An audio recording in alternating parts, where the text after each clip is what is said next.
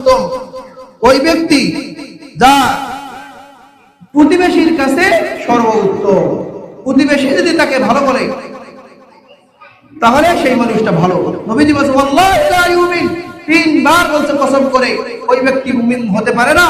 আল্লাযী লা ইয়ামানু জারু বাওয়াইকাহু, যে তার যার থেকে তার পরিবার মুক্ত নয়, পরিবার তার কষ্টের থেকে মুক্ত নয়,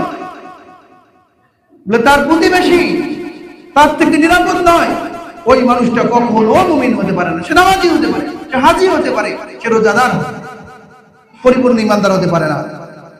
10 নম্বর, মর্যাদায় শ্রেষ্ঠ ব্যক্তি যে নিজে ঘোড়ার পিঠে চড়ে শত্রুকে ভীত সন্ত্রস্ত করে এবং শত্রুরাও তাকে ভীত সন্ত্রস্ত, তার মানে সে যুদ্ধের ময়দানে যায়। ইমানদারের স্বভাব হলো সে ইমানের ব্যাপারে সবল থাকতে হবে। আল্লাহ রাসূল বলছে আল মুমিনুল কওয়িয়্যু খায়রুম মিন মুমিনিদ দাঈফ, শক্তিশালী মুমিন দুর্বল মুমিনের চেয়ে উত্তম। এখানে নমনীয়তার কোনো বিষয় নেই। 11 এবং 12 নম্বর, মুমিনের মধ্যে সর্বোত্তম ওই ব্যক্তি যে তার জান মাল দিয়ে আল্লাহর রাস্তায় যুদ্ধ করে এবং যে আল্লাহর ভয়ে পাহাড়ের কোনো গুহায় অবস্থান নেয় এবং সে অনিষ্ট থেকে লোকদেরকে নিরাপদ রাখে।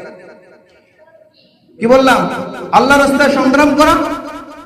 2 নম্বর, যে আমার থেকে যেন কোনো মানুষ কষ্ট না পায়, দরকার পড়ে আমি পাহাড়ের গুহায় গিয়া অবস্থান করব, সেখানে আল্লাহর ইবাদত করব, সেখানে আল্লাহর গুণগান গাবো, কিন্তু কোনোভাবে মানুষকে কি দেব না, বলে কষ্ট দেব না। আল্লাহ রাসূল বলছে যে মান সালিমাল মুসলিমুনা মিন লিসানি ওয়া ইয়াদি, তার হাত এবং মুখ থেকে অন্য মুসলমান নিরাপদ থাকে, সে হলো পরিপূর্ণ মুসলিম।